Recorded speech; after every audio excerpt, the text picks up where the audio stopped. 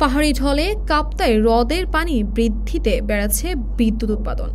কয়েকদিনের টানা বৃষ্টিতে উজান থেকে নেমে আসা পাহাড়ি ঢলে কাপ্তাই হ্রদের পানি হু হু করে বাড়ছে।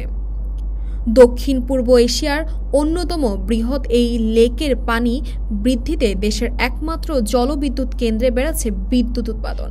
মঙ্গলবার দুপুর পর্যন্ত পানিতে বিদ্যুৎ কেন্দ্রে 5টি ইউনিটের মধ্যে 4টি ইউনিট হতে 164 মেগাওয়াট বিদ্যুৎ উৎপাদন হয়েছে।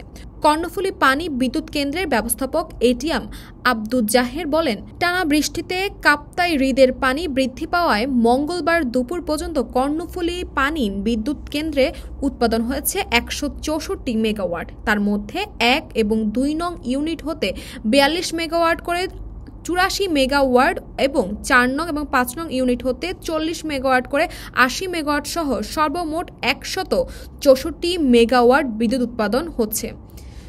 চলতি বছরে কর্ণফুলী পানি বিদ্যুৎ কেন্দ্রের সর্বাধিক উৎপাদন।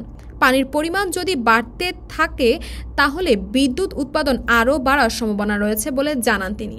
এছাড়াও বর্তমানে 3 নং ইউনিট বন্ধ রয়েছে বলে জানান তিনি। এদিকে কর্ণফুলীর পানি বিদ্যুৎ কেন্দ্রের কন্ট্রোল রুমের দায়িত্বরত প্রকৌশলীরা জানান, বছরের এই সময় কাপ্তাই হ্রদের পানির পরিমাণ রুল কার্ভ অনুযায়ী 84.16 ফুট MSL থাকার কথা থাকলেও মঙ্গলবার কাপ্তাই হ্রদের পানির পরিমাণ রয়েছে রুল কার্ভ অনুযায়ী 83.69 ফুট মিনি সি লেভেল, যা গত কয়েকদিনের মধ্যে সর্বোচ্চ পানির লেভেল। তবে কাপ্তাই হ্রদের পানির ধারণা ক্ষমতা 109 ফুট মিনি সি লেভেল।